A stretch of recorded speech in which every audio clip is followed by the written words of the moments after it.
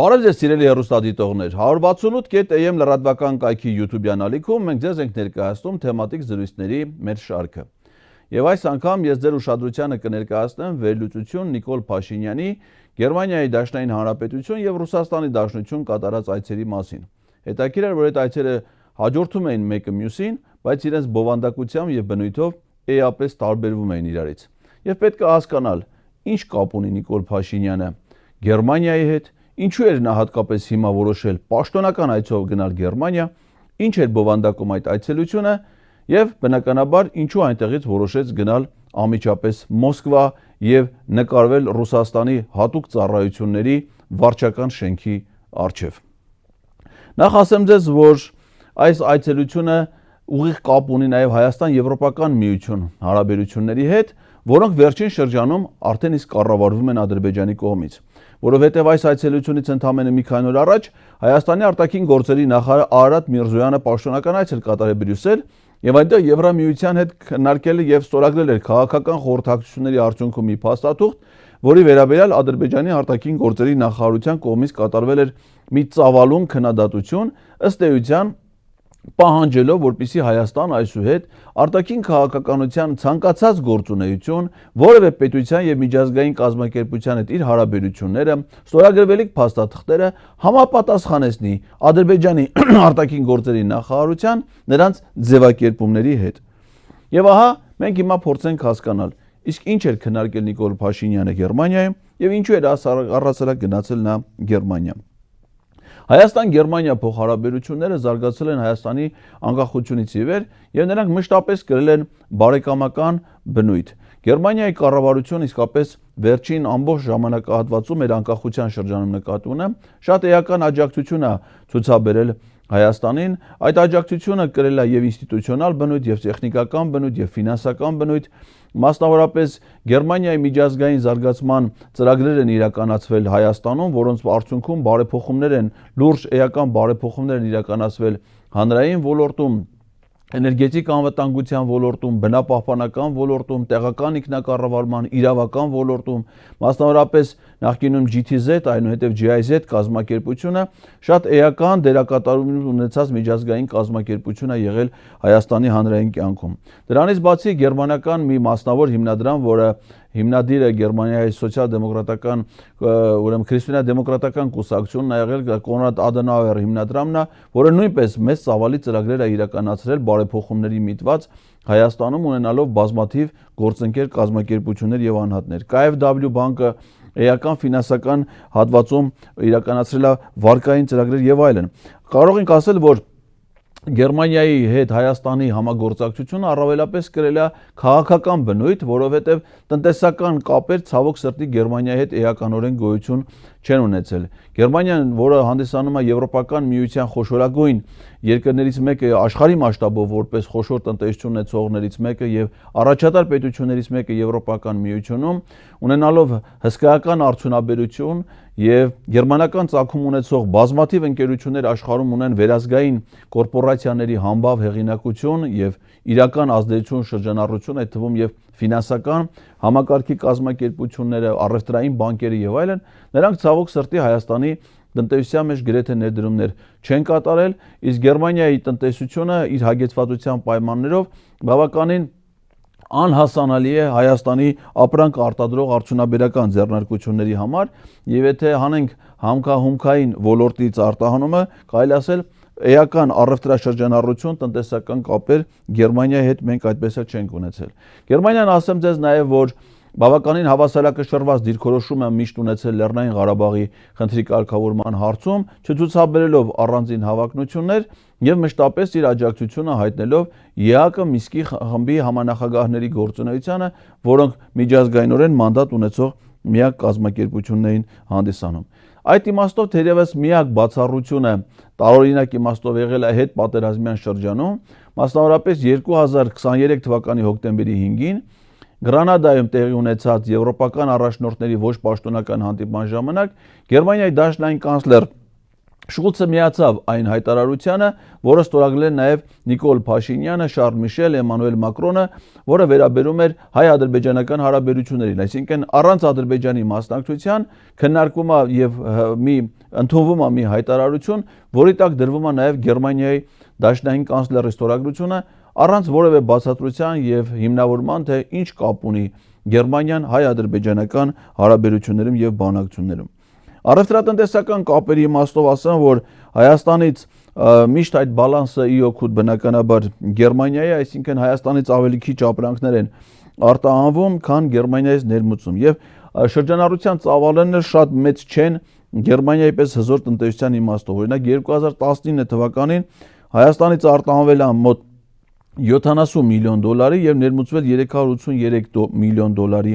ապրանք։ 2023 թվականին 87 միլիոն դոլարի ապրանք արտահանվել է 549 միլիոն 550 միլիոն դոլարի մոտարապես ապրանքներ ներմուծվել է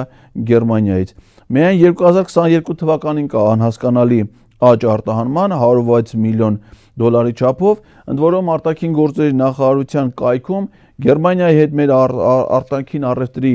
կառուցվածքը չի ներկայացում, այսինքն չի նշվում, թե ինչ ապրանքներ են Հայաստանից արտահանվում Գերմանիա եւ ինչ ապրանքներ են ներմուծում։ Կարելի է ենթադրել, որ ներմուծվող ապրանքների մեջ հիմնականում կարող են լինել մեքենաներ, սարքավորումներ, տեխնիկական միջոցներ, որոնք Գերմանիան առաջատար աշխարհում այդ արդյունաբերության իմաստով, իսկ թե ինչ ապրանքներ են Հայաստանից արտահանվում, դժվար ասել։ Ես ենթադրում եմ, որ դրանք հիմնականում պղնձի, մոլիբդենի, հանքահումքային հումքի վրա հիմնված ապրանքներ կարող են լինել։ Հիմա ինչ վերաբերվում է մինչև Նիկոլ Փաշինյանի այցը Հայաստանից Գերմանիա եւ Գերմանիայից Հայաստան բարձր մակարդակի այցելություններին, մենք որպես կանոն առանձնացնում ենք միայն պետությունների ղեկավարների մակարդակով այցելությունները։ Հատկանշական է, որ անկախությունից ի վեր Լևոն Տեր-Պետրոսյանն իր պաշտոնավարման շրջանում ոչ մի անգամ Գերմանիա աշխատանքային կամ պաշտոնական այցերով չի եղել։ Նախագահ Ռոբերտ Քոչարյանը Գերմանիայում եղել է 2003, 2004, 2006 թվականներին, իսկ Սերժ Սարգսյանի այցելությունները եղել են 2009, 2010, 2016, 2018 թվականներին։ Իդեպ բացի պաշտոնական այցելություններից, այցելությունների հիմնական պատճառներից մեկը նաև այն է, օրինակ փետրվար ամիսներին 2018, 2009 թվականի այցելությունները պայմանավորված են նաև դրանով, որ ամեն տարի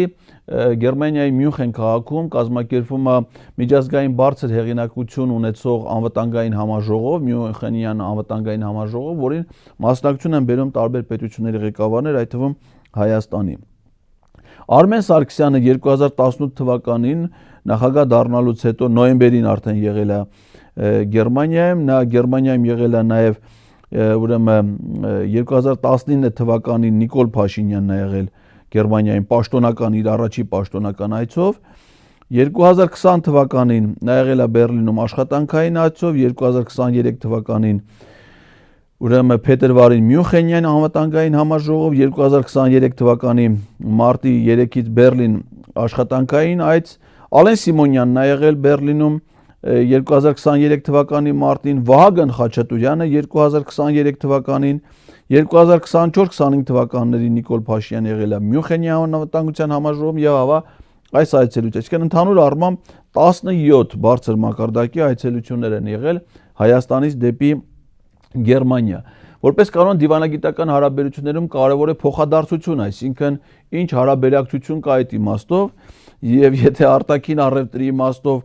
բալանսը ի օգուտ Գերմանիայի է, ապա միջազգային այցելությունների իմաստով Հայաստանի, որովհետեւ ի համադրություն այդ 17 տարբեր այցելությունների Գերմանիայի դեպքում ընդամենը մի դեպք է եղել, որ դաշնային կանցլերը այցելել Հայաստան, դա եղել է 2018 թվականի օգոստոսին, երբ կանցլեր Անգելա Մերկելը այցելել է Հայաստան, ընդ որում այդ այցելության հետ կապված որոշումը կայացվել է մինչև 18 թվականի ադրբեջանա-թուրքական հեղափոխությունը։ Ես հիշում եմ, որ 17 թվականին դեսպանահավաքի ժամանակ Գերմանիայում Հայաստանի դեսպանը նախարար Էդվարդ Նալբանդյանին զեկուցեց, որ արդեն հաստատված է կանցլերի այցելությունը, ընդ որում այցելությունը եղել է ոչ միայն Հայաստան, այլ եղել է տարածաշրջանային եւ եղել է Վրաստան, Հայաստան եւ Ադրբեջան։ Եվ սա միակ դեպքն է, երբ որ դաշնային կանցլերը այցելել Հայաստան, եւ մի դեպքում էլ 2013 թվականին Բունդեսթագի նախագահն է ուրեմն այցելել Հայաստան։ Մնացած բոլոր դեպքերում եղել են նախարարների մակարդակով կամ Բունդեսթագի փոխնախագահի մակարդակով այցելություններ։ Հիմա կան կոնկրետ Նիկոլ Փաշինյանի այցելությանը դեկտեմբերի 9-ից 10-ը։ Նախ ասեմ, որ այդ այցելությունը կրել է պաշտոնական բնույթ։ Վերջին շրջանում Նիկոլ Փաշինյանը եւս ունեցել է պաշտոնական մի այցելություն, դա Ղազախստանի Հանրապետությունն էր, եւ ինչն է հետաքրքիր, որ նրա զուգընկերուհին, որպես կին է ներկայանում, Աննա Հակոբյանը, եթե մինչ այժմ բավականին հաճախ էր, գրեթե առանց բացառության նա ուղեկցում էր Նիկոլ Փաշինյանին արտասահմանյան այցելությունների ժամանակ, աշխատանքային այցելությունների, այս պաշտոնական այցելություններին նա չի գնում Նիկոլ Փաշինյանի հետ, ինչը չափազանց տարօրինակ է, նախ իր պարագայում, երբ որ նա սիրում է ճամփորդել պետական միջոցների հաշվին, բացի այդ, պետության ղեկավարի կինը կամ ամուսինը նրան կարող են ըստ դիվանագիտական արարողակարգի ուղեկցել միայն պետական եւ պաշտոնական այցելությունների ժամանակ։ Ստացվում է, որ Աննա Հակոբյանը պաշտոնական այցելությունների ժամանակ չի ուղեկցում Նիկոլ Փաշինյանին, իսկ ոչ պաշտոնական աշխատանքային այցելությունների ժամանակ ոչ միայն ինքն է ուղեկցում, այլ նաեւ իրենց երեխաները, որը առհասարակ անթույլատրելի է արարողակարգի տեսանկյունից։ Նրա պատվիրակության կազմում Գերմանիա եղել է Արարատ Միրզոյան, Գևորգ Պապոյան, Վլադիմիր Վարդանյանը, որը ազգային ժողովում Հայաստան-Գերմանիա բարեկամության խմբի ղեկավար է եւ լրատվության հարցերով պաշտոնյան էր։ Նիկոլ Փաշինյանի պատվիրակության կազմը, որ նայում ես, ակնհայտ է դառնում, որ դրա հիմնական նպատակը քարոզչությունն է, որովհետեւ մեծ մասը պատվիրակության անդամների վարչապետի մամուլի խոսնակ, լրատվական ծառայության ղեկավար, օպերատորներ, 2 օպերատոր, 2 լուսանկարիչ, պետական արարողակարգի ծառայողներ, այսինքն ակնհայտ է, որ սա այցը ոչ թե բովանդակություն ունի, այլ ուղղակի շրջագայություն, որի համար պետք է պատրաստել լրատվական հաղորդագրություններ, տեսանյութեր եւ այլն։ Գերմանիայում Նիկոլ Փաշինյանին ընդունելը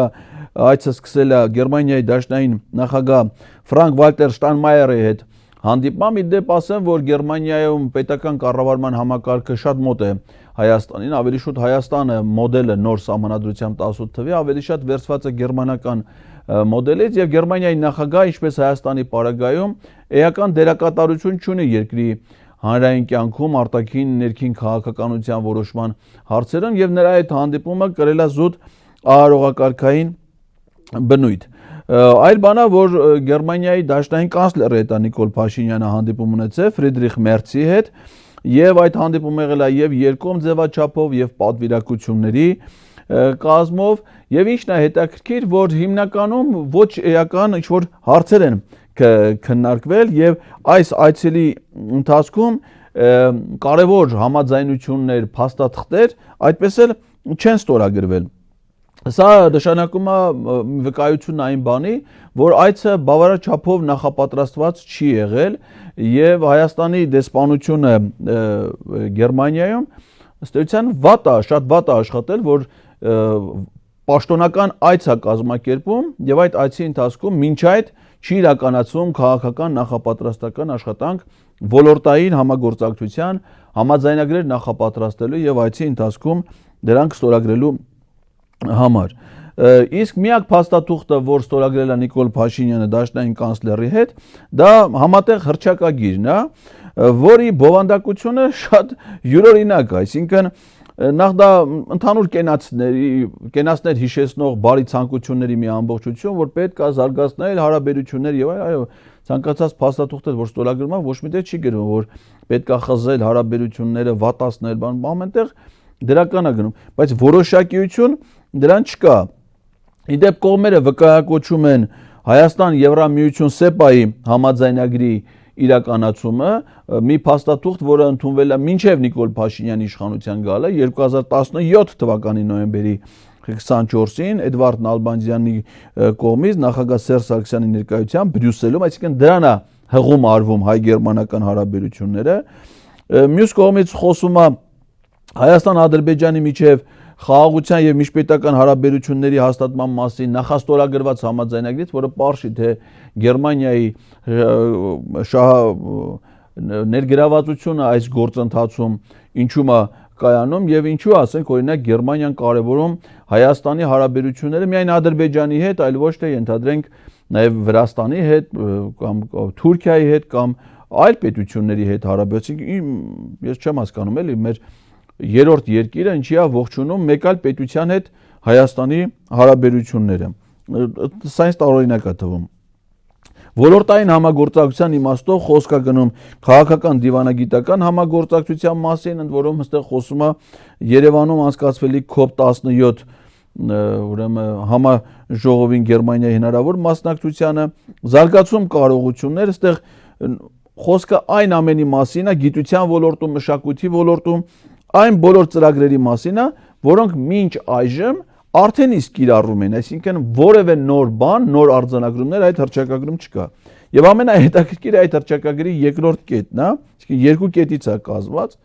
Երկրորդ կետում ասում է հետևյալը. այս հռչակագիրը միջազգային պայմանագիր չէ եւ հետեւաբար չի ստեղծում իրավունքներ եւ պարտավորություններ համաձայն ներպետական կամ միջազգային օրենսդրության։ Այս հռչակագրի շրջանակներում գործողությունների իրականացումը կախված կլինի ռեսուրսների առկայությունից։ Այսինքն հռչակագիրը ստորագրողներն ասում են, որ դա միջազգային պայմանագիր չի, հետեւաբար հարց առաջանում, բա ի՞նչ է, ընդհանրապես հռչակագիր, դեկլարատիվ մի փաստաթուղթ, որի տակ չկան պարտավորություններ, ոչ Գերմանիա պարտավորություններ ստանձնում, որ դրա դրույթները պիտի կատարվեն, ոչ Հայաստանն է պարտավորություններ ստանձնում, ասում իրագործումներ պայմանավորված է ռեսուրսներով, փող կլինի, հնարավորություն կլինի ինչ-որ մի բան իրագործվի։ Այսինքն խիստ ու պատկերացրեք պետական այց կազմակերպել, վերցնել պատվիրակություն, ծախսել հսկայական միջոցներ, գնալ հասնել Գերմանիայի պես մի երկիր, որը Եվրոպայի ամենախոշոր տնտեսություններից մեկն ունեցող երկիրն է եւ չունենալ որևէ առանցքային հիմնավոր համագործակցություն, պայմանավորվածություն ձեռք բերում, սա կարելի է համարել ուղղակի դիվանագիտական ձախողում, որովհետեւ այդ այցը կարար ընդհանրապես չլներ եւ դրանից ոչ Գերմանիայի կյանքում, ոչ Հայաստանի կյանքում որևէ փոփոխություն չէր լինի, այսինքն կարելի ասել անիմաստ, անմիտ գործողում այս այցելությունը իր բովանդակությամբ։ Նիկոլ Փաշինյանը Բեռլինում հանդիպում է ունեցել Գերմանիայի առևտրի եւ արդյունաբերական պալատի ներկայացուցիչների հետ, կան նկարներ, հաղորդագրություններ, բայց այնց էլ պարզ չի, թե որ ընկերություններն են, որ ընկերությունների ներկայացուցիչներն են մասնակցում այդ հանդիպմանը, ինչ է տալի այդ հանդիպումը, ինչ ձեռքբերումներ են այդ հանդիպումից հետո։ Նորից եմ ուզում հիշեցնել, որ գերմանական որևէ ընկերություն Հայաստանում ներդրումներ չի իրականացրել եւ որևէ մեկն էլ չի հայտարարել, օրինակ այդ այցի ժամանակ որևէ խոշոր ընկերություն չի հայտարարել, որ իրենք պատրաստ են այսուհետ Հայաստանում այս ոլորտում համագործակցություն իրականացնել, արդյունաբերական ձեռնարկություններ հիմնել, իրենց արտադրանքի ինչ-որ մի մասը ստեղ արտադրել, առավել եւս այն պայմաններում, երբ որ Հայաստանը այդ հնարավորությունները տալիս է ԵԱՏՄ անդամ լինելու հանգամանքով, օրինակ գերմանական այն ընկերությունները, որոնք ցանկանային պահպանել իրենց ազդեցությունը Ռուսաստանի շուկայում, ԵԱՏՄ-ում, Իրանում, նրանք կարող են Հայաստանում հիմնել հայկական ռեզիդենտ ընկերություններ, որոնց սեփականատերը իրենք են, եւ Հայաստանից իրենց գործունեությունը ծավալել իրենց ավանդական շուկաներում։ Ես ինչի եմ ասում ԵԱՏՄ-ի հետ նաեւ Իրանը, որովհետեւ Իրանը արդեն ունի ազատ առևտրի համաձայնագիր Եվրասիական տնտեսական միության հետ, բայց նույնիսկ այդ ռեժիմի պայմաններում գերմանական ընկերությունները որևէ հետաքրքրություններ Հայաստանում չունեն։ Նիկոլ Փաշինյանը այցելել է նաև Հայաստանի դեսպանություն, որը կառուցվել է դեռ մինչև 18 թվականի ադրբեջանա-թուրքական հեղափոխությունը, այսինքն ձեռք է բերվել շինությունը եւ դարձել է դեսպանատուն։ Ուրեմն այցելել է Euref Campus Berlin գիտական տեխնոլոգիական կենտրոն եւ Կոնրադ Ադենաուեր հիմնադրամ, որտեղ ինքը մեծ բավականությամբ պատասխանել է նաեւ Գերմանիայում Ադրբեջանի դեսպանի հարցերին։ Երևի թերևս իր համար միակ կարևոր իրադարձությունը, որ տեղի ունեցել Բերլինում, դա այն է, որ ինքը Բերլինում հեծանիվ է քշել։ Նրա այցի մեջ նախատեսված է նաև այցելություն Համբուրգ, որտեղ որևէ բովանդակային մաս այդ այցելությունը չունի, այսինքն ամենևին պարզ չի, թե մայրաքաղաքից բացի երկրորդ քաղաք այցելության իմաստը որն է, որովհետև Համբուրգում ինքը քաղաքապետի այդ հանդիպումից բացի ունեցել է հանդիպում ընդեղի գործարարների հետ, կոնկրետ էլի չնշելով թե որ գործարարներն են եւ այդ հանդիպումը ինչ է տալիս, եւ նաեւ հանդիպում Համբուրգի հայ համայնքի ներկայացուցիչ։ Դե Բեռլինում հայ համայնքի ներկայացուցիչները չի հանդիպել։ Համբուրգում է հանդիպել, ես նայեցի լուսանկարում անհատապես փորձեցի հաշվել, առավելագույնը 30 մարդու մասնակցությամբ հանդիպում։ Պատկերացրեք Գերմանիայի մեծ հայ համայնքը բավականին ազդեցիկ եւ ոչ մի ուրեմն ազդեցիկ գործիչ այնտեղ չկա 30 հոգի երևի ուսանողներ կամ փոքր միջին փոքր ծավալի բիզնես ունեցող մարդիկ, ոչ մի նշանավոր գործիչ, ասենք կրթության ոլորտի, բիզնեսի ոլորտի, դե ոչ մի հոգևորական բարեբախտաբար չի մասնակցել այդ հանդիպմանը եւ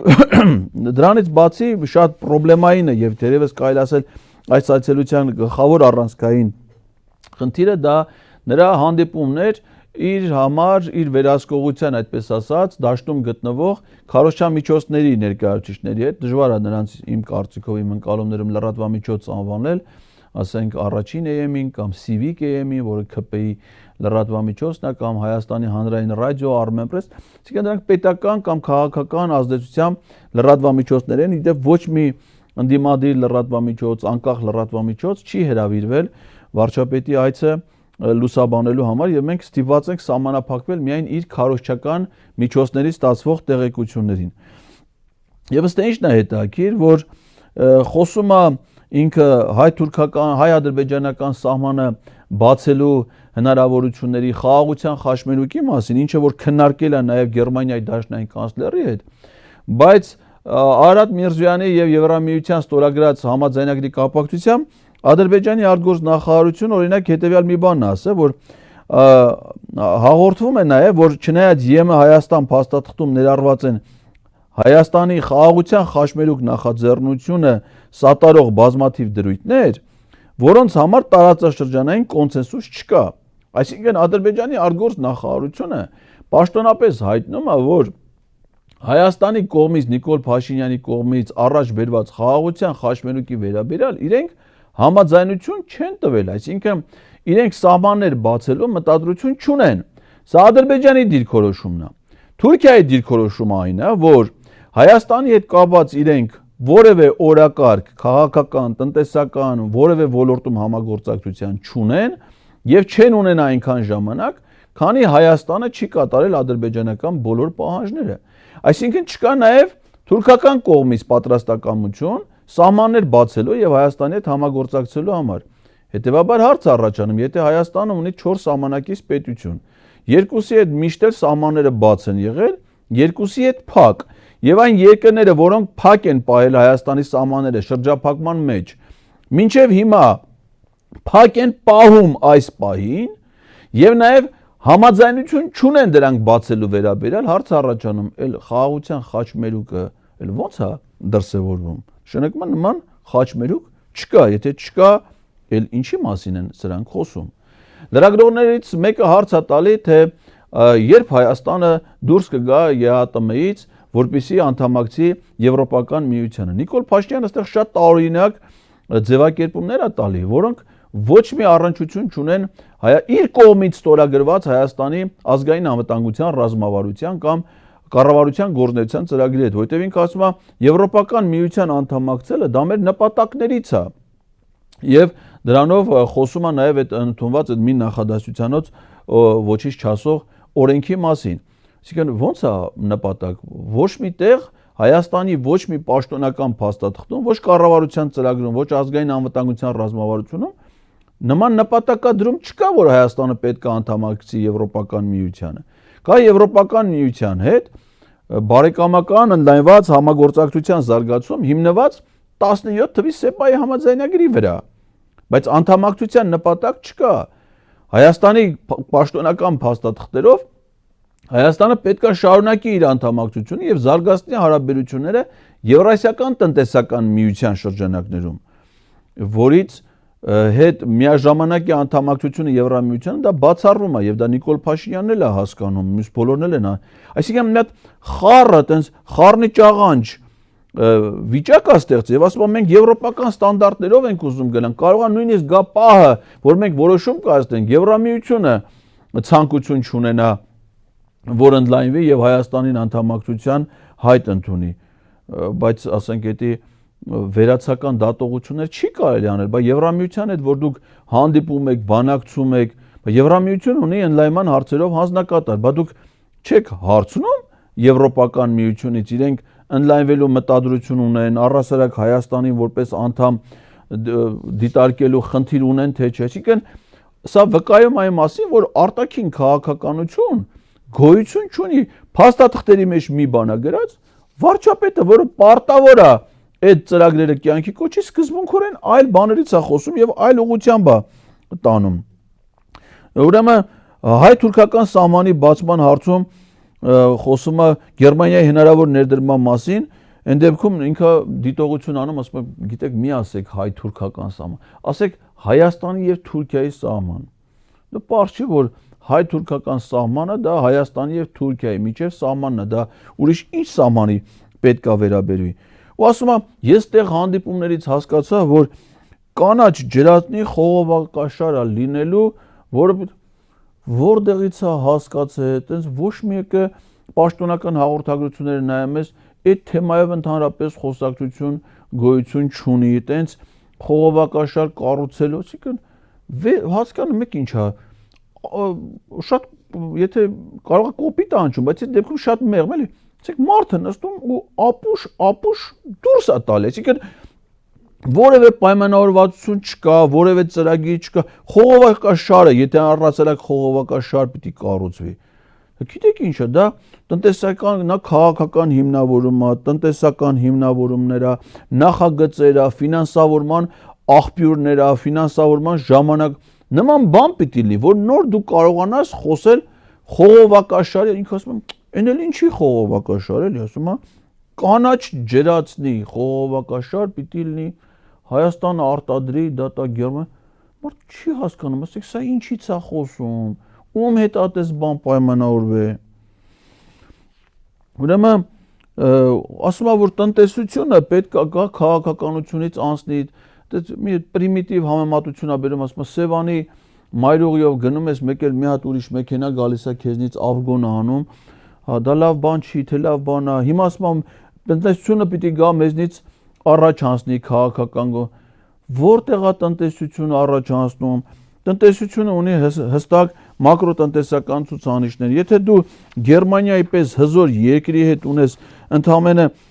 87 միլիոն դոլարի արտահանում են էլ հանքահումքային արդյունաբերություն,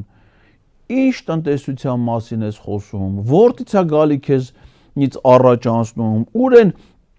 հայ-գերմանական տնտեսական հարաբերություն գոյություն չունեցող բան ու ինչն ամենակարևորը որ հարց է տալի պարզ այդ հարցերը նախապես են քննարկում ասում է որ Ադրբեջանը պահանջ է դնում սահմանադրության փոփոխության եւ ինքը իտալով իր ավանդական այդ պրիմիտիվ մեկնաբանությունները մի շատ վտանգավոր նաեւ թեզեր են նորից առաջ մղում ասում է որ մենք Ադրբեջանից որևէ պահանջներ չունենք այսինքն հիմա էլ պատրաստ ենք ստորագրել իսկ ինչ վերաբերում ադրբեջանական պահանջներին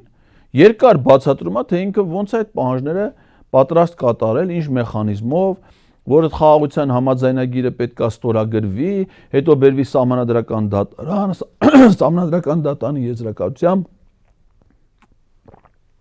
նոր որոշվի սահմանադրության փոփոխության անհրաժեշտություն կա թե չկա ասենք ում է հիմարի տեղ դնում երբ որ Ադրբեջանի նախագահը արտաքին գործերի նախարարը մյուս պատասխանատու պաշտոնյաները անվտանգության արտաքին քաղաքականության ասում են որ ոչ թե այդ համաձայնագիրը պիտի ստորագրվի տարվի վավերացման հետո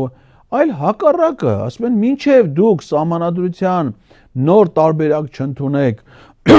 որը չպարունակի հեղում անկախության հռչակագրին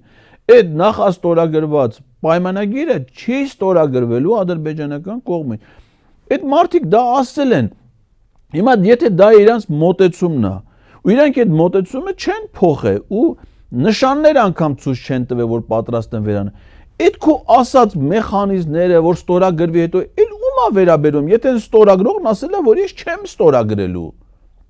ու ինքն էլ մինչև հիմա ասել է որ պատրաստ են ընդունելու նոր սահմանադրություն եւ ինքն ասում է ես այն կարծիքին եմ, որ անկախության հռչակագիրը պիտի դրանում չլինի, բայց թող հայ ժողովուրդը որոշի։ Որ արդարադատության նախարարի գլխավորությամբ ստեղծվել է նոր սահմանադրության մշակման խորհուրդ հանձնաժողով,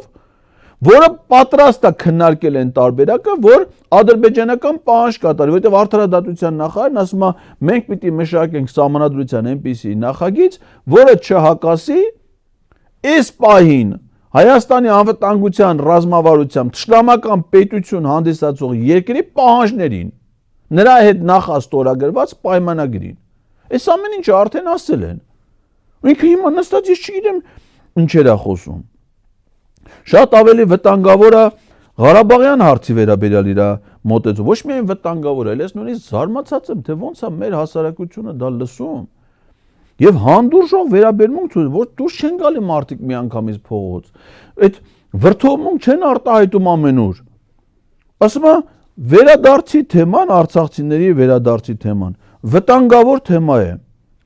Եվ ինքը հրապարակային առաջարկ անում Ադրբեջանը, ասում է հուսով եմ հեսա կթարգմանեն կներկայացնեն, որ բերեք այս թեման երկկողմանի փակենք, այսինքն ոչ մենք մտածենք արցախահայության, Արցախ վերադարձի մասին, ադրբեջանցիներն թող չխոսեն Արևմտյան Ադրբեջանի եւ Հայաստանի տարածքում ադրբեջանցիների բնակեցման մասին։ Նախ նույնացնում է ոչ թե 80-ական թվականների վերջին 90-ականներին Ադրբեջանից Հայաստան տեղահանված փախստականներին դեղ վերադարձի հարցին, այլ ընդամենը 2 տարի առաջ ռազմական հանցագործության, ցեղասպանության 1 տարվա շրջափակումից հետո արցախցիների բռնի տեղահանության, ոչ թե դա է 90-ական թվականների խնդիրն է համադրում 90-ական թվականների խնդրի հետ, այլ 2 տարի առաջ իր պատճառով տեղ ունեցած աղետն է համադրում 90-ականների ադրբեջանցիների իրանց կամքով փոխհատուցումներ ստանալով գնալու հետ, որին համարժեք նաև ավելի մեծ թվով հայեր Ադրբեջանից են եկել Հայաստան կամ գնացել են այլ երկրներ։ Այս երկու խնդիրներն է համադրում, ասում է բերեք փակենք այդ թեման ընդհանրապես։ Կամ մատ հələ հիշի քանի առաջարկ ես մինչև հիմա արի Ադրբեջանին, Ադրբեջանը քո որ առաջարկն է քննարկե, որ էս առաջարկ, այդ դու չէիր առաջարկում Ադրբեջանին, որ Զանգեզուրի Միչանսկ եզրույթը չօգտագործյալ, հենց այս տարի ՄԱԿ-ի գլխավոր ասամբլեայի ամբիոնից 22 թվին դու չէիր Ադրբեջանի նախագահին խնդրում, որ ինքը քարտեզ ցույց տա, թե որն է Հայաստանը, որը մինչև հիմա ցույց չի տվել։ Այդ հրապարակային առաջարկներով ինքը չէր խնդրում Ադրբեջանի նախագահին, որ սահմանից զորքերը հետ քաշեն, 1 կիլոմետրանոց Միչանսկ լինի, սահմանին չեզոք գոտիներ լինեն երկու կողմից, որ սպառազինություններ վերահսկվեն։ Այդ քո առաջարկները չէին։ Որ մեկն է ընդունել Ադրբեջանը, որ Ադրբեջանի շատ պետն է դու առաջարկ կանես, չես անի, իրանք խնդիրները հստակ դրած, բերում դնում են քո առաջ այդ խնդիրները դու կատարում ես քո առաջարկները ում են պետք, ով ես դու հետաքրքիր, արդեն այս վիճակում, որ ոչ բանակ ունես, ոչ դիվանագիտություն ունես, ոչ տնտեսություն ունես, պարտքերը վրեջ շալակած, ում ես պետք դու, ում ես հետաքրքիր, որ մարդիկ ընդհանրապես քո այդ հարց քննարկեն, որը ինքդ ես ելնում եթում հասնում Գերմանիայի պես միտեղ մի հռչակագիր է ստորագրում, որտեղ գրած է, որ ըսկի միջազգային պայմանագիր չի, պարտավորություն չունի։ Ում ես դու հետաքրքիր, որ քո հետ ինչ-որ հարց քննարկեն։ Ուսա նաև ինչ է ասում։ Ասում է, որ բանը Ադրբեջանը մտածում են, ասում են, որ Հայաստանը Ադրբեջանն ասում է, որ Հայաստանում բռնապետություն է, բռնաճնշումներ են, բա ինչի Հայաստանի կառավարությունը դա չի արգելում։ Ուրեմն իրենք թաքնված օրակարգ, ուզում ասի Ադրբեջանը իրեն ասում է, որ փաստացի տենց է ստացվում, որ Հայաստանում եթե որևէ մեկ անգամ ընդդիմադիր գործիչներ, անգամ բռնի տեղահանված արցախցիները Արցախի ազգային ժողովի կողմից կազմակերպեն խորհրդարանական լսումներ Արցախի ներկայացությունում, ասում է, դու որովա բռնապետն ես, որ թողնում ես դրանք ընդ թփրտան, ու ինչ տեղ ունեցավ սրանից հետո։ Այս իր ասուլիսի հաջորդ օրը քննչական կոմիտեն խուզարկություններ սկսեց Արցախի ներկայացության շենքում, որից հետո ներկայացության շենքը փակվել է։ Խոսքը վերաբերում է նույն շենքի մասին, որի գլխավոր դատախազը, որի համար դիմել է դատարան, որպեսզի այդ շենքը վերցնեն Արցախի հանրապետությունից եւ ըստ էության տիրանան նաեւ այդ շենքին։ Այսինքն ցույց է տալի Ալևին ասում է դու մի անհանգստացի։ Տես ես քոպես բռնապետ եմ։ Ճիշտ է դու այնտեղ նախագահական աշխատակազմից գումարներ ես հատկացնում, պետական մակարդակով կազմակերպում եք Արևմտյան Ադրբեջանին վերաբերող կոնֆերանսներ, վերջինը եղել այս նախորդ շաբաթվա ընթացքում 170 մասնակից 20 երկրից քննարկում են Արևմտյան Ադրբեջան, ադրբեջանցիների բնակեցման վերաբերող հարցեր, բայց ինքը այստեղ տաբու է դնում եւ ձերբակալություններ ու ճշտումներ է գործադրում ցանկացած գործ եւ դրանք շարունակվելու են ավելի մեծ թափ են ստանալու նաեւ առաջիկայում։ Եվ ասում եմ Ղարաբաղի հարցը ասում են չի լուծվել։ Ինչ է դա նշանակում ասում եմ, որ Ղարաբաղի հարցը չի լուծվել, բա ինչ է առաջարկում։ Ինչ է դա նշանակում, որ պետք է այդ Ղարաբաղի հարցը լուծվի։ Այո։ Բա ինչ է դու մտածում ես, որ Ղարաբաղի հարցը լուծվել է։ Ինքը մտածում է, որ ասում այո, Ղարաբաղի հարցը լուծվել է, այլ Ղարաբաղի հարց չկա, Ադրբեջանի հարցեր չկա, տարածաշրջանի հարցեր չկա, շրջափակման հարցեր, բոլոր հարցերը լուծվել է, ո՞նց է լուծվել։ Հայաստանը շրջափակված է, Ղարաբաղի հարցում էլ միայն ադրբեջանական մոտեցումներն են կիրառվել։ Դու տենց էիր խոստացել, որ պիտի Ղարաբաղի հարցը լուծվի։ Դու 18 թվին, որ դարձել ես վարչապետ, քո կառավարության գործունեության ծրագրում Ղարաբաղի խնդրի լուծման այն տարբերակներ, որը հիմա կա, 21 թվի քո նախընտրական ծրագրում եւ կառավարության գործունեության ծրագրում Ղարաբաղյան խնդրի այն լուծումն է նկարագրված, որը հիմա դու համարում ես, որ լուծվել է, այսինքն ինչ է որ լուծվել է։ Ղարաբաղը հանձնվել Ադրբեջան եւ ասում է մեր զոհերի այդքան զոհողությունների գնով մենք պատմական շանս ենք ստացել, ասում է, որպեսզի կարողանանք նահատակություն ասում է նահատակների կյանքի գնով շանս ենք ստացել փոխել մեր ճակատագիրը։ Այսինքն ոնց նա եթե դու Ղարաբաղը հանձնելու ես իր Ադրբեջանին, Արցախցիներն էլ ընդից տեղը անելու են բերեիր Հայաստան։ Բայց պատերազմն ինչի համար, այսինքն այդ դու համարում ես խնդրի լուծում, այդ խնդրի լուծումը երբ հնարավոր չէր, այսինքն այդ ով չէր կարա Հայաստանում գար ասել գիտեք ինչ, ես Ղարաբաղը հանձնում եմ էլ ինչ զոհ, ինչ կորուստ, հələ հակառակը միգուցե կարելի էր ժամանակ տալ այդ արցախցիներին նրանց իրերը, գոները, հետները բերեին, գային Հայաստանում մի տուն առնեին, տուն կառուցեին, նոր ժամանակ տային, նոր գային։ Այսինքն այդ դու համարում ես Ղարաբաղյան խնդրի լուծում, այդ խնդիրը ասում է լուծված է, ով է դրա դեմ խոսում է իր այդ լուծման, ով է ասում, որ նոր պատերազմ են ուզում։ Մինչև հիմա 30 տարի, որ Ղարաբաղյան խնդիրը լուծված չէր, բանակցություններ են ընթանում, որ լուծվեր, պատերազմ էր։ Իհարկե պատերազմ չէր, խաղաղ բանակցային գործընթաց էր։ Մի անգամ այս ընթացքում Ադրբեջանը փորձել պատերազմի 16 թվականի ապրիլին 4 օր ատև է ընդամենը եւ հասկացել է, որ այդ խնդիրը չի կարա պատերազմով լուծի։ Այդ ոնց եղավ, որ Ադրբեջանը միայն քո պաշտոնավարման շրջանում կարացավ այդ խնդիրը լուծի պատերազմով, ու դու համարում ես դա լուծում։ Ասում ես վերջ, էս է լուծումը։ Ոնց է այս լուծումը։ Ղարաբաղյան խնդիրը չի լուծվել, Ղարաբաղյան խնդիրը ավելի է բարդացել։ Եվ մինչև հիմիկվա եղած իրավական, դիվանագիտական խնդիրներին ավելացել է նաև ցեղասպանությունը, մարդկանց բռնի տեղահանությունը, սոցիալական խնդիրները, ավելի է բարդացել այդ խնդիրը։ Իսկ ով ասում որ դրա լուծումը միայն պատերազմն է, այդ քո պարագայում է միայն, այդ քո պաշտոնավարման շրջանում է, որ Հայաստանում ու Ղարաբաղում մենակ պատերազմներ է ալնում։ Խնդիրները առաջին հերթին լուծվում են խաղաղ ձևով, բանակցային ձևով։ Դրա համար դու պետք է դիրք ունենաս, հեղինակություն ունենաս։ Ոչ թե լսեք նես փողոցները յալանչու նման երկիրներ ձեռից հետ կորցնել, Ադրբեջանը իր բոլոր շահերը իրացնես, ու դե տենում եք Ադրբեջանը իր բոլոր շահերն իրացրել է։ Ղարաբաղին էլ է տիրացել, Տավուշի գյուղերին էլ է տիրացել, Մեղրի էր ուզում, դա էլ ստացավ։ Ճանապարհները բացվել են, ուր է որ բացվել են։ Որ ճանապարհները բացվել են, Հայաստանի վարչապետն ես, Գորիսից Կապան, կարաս գնաս։ Միջպետական ճանապարհով դու Հայաստանի վարչապետն ես, այդ բաց ճանապարհներով։ Չեմ ասում Ադրբեջանի տարածքով գնաս Ռուսաստան։ Հայաստանի տարածքում Գորիսից Կապան, Հայաստանի միջպետական M2 ճանապարհով դու որպես վարչապետ կարաս գնաս։ Հələ մեկ գնա։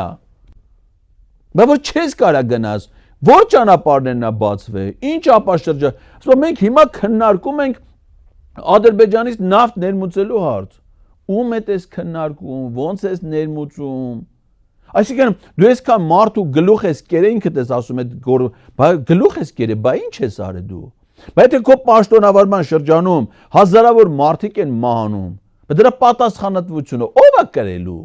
Այսինքն դու կարաս ես երկրի ղեկավարը գնա շրջագայությունների Գերմանիա, հանդիս Մոսկվա, հանդիս Ղազախստան, հանդիս քո համար կառավարական ամառունոցում ապրես, ոստիկաններով քեզ շրջապատես, նստես, դու մենակ դրա պատասխանատուն ես։ Այդ երկրում այդ որ պարտքը ավելանում, այդ երկրում այդ որ զոհողություններ են ելնում, կորուստներ են ելնում, մարդիկ են զոհվում, տարածքներ են կորում, միլիարդավոր դոլարների վնաս, դու դրա հետ կապ չունես, դա քեզ չի վերաբերում։ Վերաբերվում է, պարոն վարչապետ։ Եթե չես ուզում որ դա քեզ վերաբերի, ուրեմն դու չպիտի լինես վարչապետ։ Իսկ քո վարչապետ չլնելու դեպքում այդ խնդիրները լուծումներ ունեն։ Ինչքան էլ որ դու դրանք ավելի բարդացրած ես, ավելի դժվարություններ ստեղծած ես, միևնույն դրանք ունեն լուծումներ։ Ուղղակի դու չես կարողանում այդ խնդիրները լուծել։ Ուրեմն նաև մի հետաքրքիր բան, ասում է վիզաների ազատականացման վերաբերյալ հարց է տալի, ասում է ստեղ Գերմանիայի, Հայաստանում Գերմանիայի դեսպան ասաց, որ հունվարից Գերմանիայի դեսպանատան էլ հերթեր չեն լինելու։ Այսինքն ինչ է փոխվել, որ Գերմանիան սկսելու է ով դիմի իրան նույն օրը վիզաներ են տալու, իհարկե չէ։ Ընդամենը մի բան է փոխվել։ Գերմանիայի դեսպանատունը ոնց որ մյուս շատ դեսպանություններ վիզաների հայտերի ընդունման գործընթացը պատվիրակել են վիզա կենտրոնին։ Հետևաբար դեսպանատանը հերթեր չի լինելու։ Հերթերը լինելու են վիզա կենտրոնում, իսկ դե հերթերը ամիսներով ոնց կա տես մնում է Հայաստան Շենգենյան համաձայնագրի երկրների միջև վիզայի ազատականացման, վիզաների տրամադրման, որոշումների կայացման, турքերի ոչ մի փոփոխություն չի եղել։ Ոչ մի։ Հետևաբար դեսպանն ասում է դեսպանատանը հերթ չի լինելու, այո, որովհետև վիզայի կենտրոն են տեղափոխել։ Եվ սա ինքը հենց է ներկայացնում։ Լսողը կարա մտածի, որ հունվարից հետո փետրվարին կարաս հետս Գերմանիայի դեսպանատուն պասպորտը տաս, բանը 5 րոպե սպասես, մի հատ վիզա խփեն թողնես գաս։ Դենց է ներկայացնում, բայց բան չկա։ Իսկ մեկ սուտը ոնց է այս մարդը ներկայացնում։ Ուրեմն մի քանի այլ արձանագրումներ անեմ, որ նրա պատվին պաշտոնական ընթրիք չի տվել Գերմանիայում։ Նա խորհրդարան չի այցելել, Բունդեստագում ընդունելության չի արժանացել, չնայած իր պատվիրակության կազմում Վլադիմիր Վարդանյանն էր, որը Հայաստանի ազգային ժողովում Հայաստան-Գերմանիա բարեկամության խմբի ղեկավարն է, դրանապես խորհրդարանականներ գործադիր իշխանության պատվիրակության կազմում ընդգրկում են մենակ այն դեպքում, երբ որ այցա նաև խորհրդարան, որ պարլամենտների խորհրդարանականների միջև շփումներ լինեն։ Իսկ Նիկոլ Փաշինյանը Գերմանիայի խորհրդարանում ընդունելության չի արժանացել, չնայած որ այցը կրում էր պաշտոնական բնույթ։ Բերլինում հայ համայնքի հետ չի հանդիպել, հակառակը այնտեղ հայ համայնքի ներկայացուցիչները կազմակերպել էին բողոքի փոքրիկ գործողություն եւ ոչ մի էական պայմանավորվածություն չի ձեռբերել։ Ու տեսեք, Գերմանիայից ինքը ամիջապես գնում է Մոսկվա մասնակցելու ԵԱՏՄ ուրեմն միջկառավարական խորհրդի նիստին։ Այս պահին փաստացի Գերմանիան Ռուսաստանին դեմ պատերազմում է։ Դու ո՞նց ես այդ մի մայրաքաղաքից գնում այն մյուս մայրաքաղաք, երբ որ դրանք իրար հետ պատերազմի ինչ խորհուրդ ունի դա իր մեջ։ Ընդ որում ամիջապես հենց ընդեղից ընդե։ Նույն կերպ, եթե հիշում եք, մի քանի ամիս առաջ Չինաստանում մասնակցում է Պեկինում Ճապոնիայի դեմ Չինաստանի տարած հաղթանակի 80-ամյակին նվիրված զորահանդեսին, որտեղ փառավորվում է չինական զորքը, զենքը, սպառազինությունը, որը հաղթել է Ճապոնիային, հաջորդ օրը ընդեղից գնում է Ճապոնիա պաշտոնական թե աշխատանքային այցով։ Այ բալա, դες պիտի չլինի։ Մա պետք է հասկացի դու ուր ես գնում, որտե հետ կապ ունես։ Ընդ որում ԵԱՏՄ-ի միջկառավարական խորհրդի նիստին էլ ինքը կարա չմասնակցի, որովհետև ինքը պետության ղեկավարը հանդես գալ եւ մասնակցում է ԵԱՏՄ խորհրդի նիստերին, որի մասնակցում են պետությունների ղեկավար։ Ինքը համ դրան է մասնակցում, նա որտեղ ԵԱՏՄ անդամ պետությունների նախագահներն են։ Եվ կառավարությունների ղեկավարներն են։ Այսինքն եթե դու ընդեղ ես մասնակցում, ըստ պիտի փոխվարչապետ մասնակցի։ Բայց ինքը գնում համընդի է գնում, համը որտեղ կա ինքան որ նա Հայաստանում չլինի, էլի։ Որտեղ շրջագայությունները իր համար ինչ է։ Զվարճանք էլի, գնում է թանկ հյուրանոցներ, լավ ընդ հյուրասիրում են, մանագա, բան ոչ մի բան չանելու համար։ Դա համար ինչ հնարավորություն կա, կանչում են գնում է։ Էդի մեկ են հանրապետության նախագահ Վահագն Խաչատուրյան։ Հրավերը ստացավ, ինքնաթիռը վերցում գնում է, թե ուր ես գնում, ասե գնաց է Թուրքմենստան։ Բայց լավ, Չնայած ընդ բռնապետական երկիր է, տենց ազատ մամուլ չկա։ Ասեք, մարդ էլ մի լրագրող մոտենա ասի, պարոն Խաչատրյան, դու ինչ ես եկել այստեղ։ Դու ով ես, ինչ գործ ունես այստեղ, ինչ լիազորությունների շրջանակներում ես եկել այստեղ, ինչ կարգավիճակում ես եկել այստեղ, դու ով ես։ Այդպես բաներն ասող չկա։ Ման են գալի։ Հիմա այսի գնացե ԵԱՏՄ խորհրդի նիստին, ընդ որում պատվիրակության կազմը փոխելով Արարատ Միրզոյանը օրինակ Գերմանիայից Մոսկվա չի գնացել։ Վարչապետը այցելել է, ինքը չի գնում է վարչապետի հետ։ Տեղակալն է գնում, որովհետև իրանք Մոսկվա չեն գնում։ Իրանք Եվրոպա են ուզում գնան։ Մեհեր Գրիգորյանն է եկել միացե պատվիրակությանը։ Գնացե հասել է պատկերացնեք Նիկոլ Փաշինյանը այցելում է Ռուսաստան եւ չի հանդիպում Ռուսաստանի նախագահ Վլադիմիր Պուտինի հետ։ Պատկերացրեք, ասեք Պուտինը գա Հայաստան ու Նիկոլ Փաշինյանը չհանդիպի, դες ո՞նց կարա լինի։ Բայց եթե գիտես, որ քո այցում նախատեսված չի հանդիպում Ռուսաստանի նախագահի հետ, դու գնացել ես ընդ Մոսկվայում հեծանիվ քշելու համար, խայտարակություն էլի։ Կամ ասեք հյուրանոցա վերցրել Ռուսաստանի անվտանգության դաշնային ծառայության կենտրոնական ուրեմն վարչական շենքի դիմաց ու պատուհանից այդ սրտիկա ցույց տալի բան անում 90-ականների ինչ-որ երաժշտության տա։ Պատկերացնեք, ասենք որևէ Հայաստան այցելած պատվիրակության ղեկավար, եթե Հայաստանի ազգային անվտանգության ծառայության շենքի դիմացից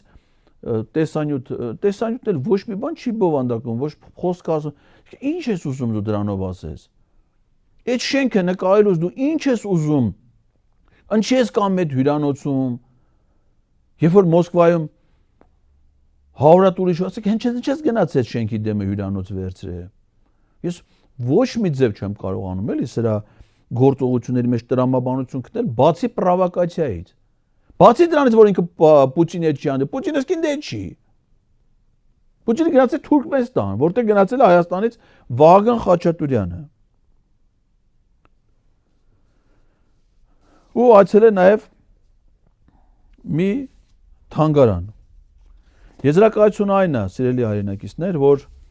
այս եւ նախորդ այցելությունները մինչեւ տարվա վերջ կարծում եմ մի հատ թեմատիկ զրույց կունենամ առհասարակ այս 2025 թվականին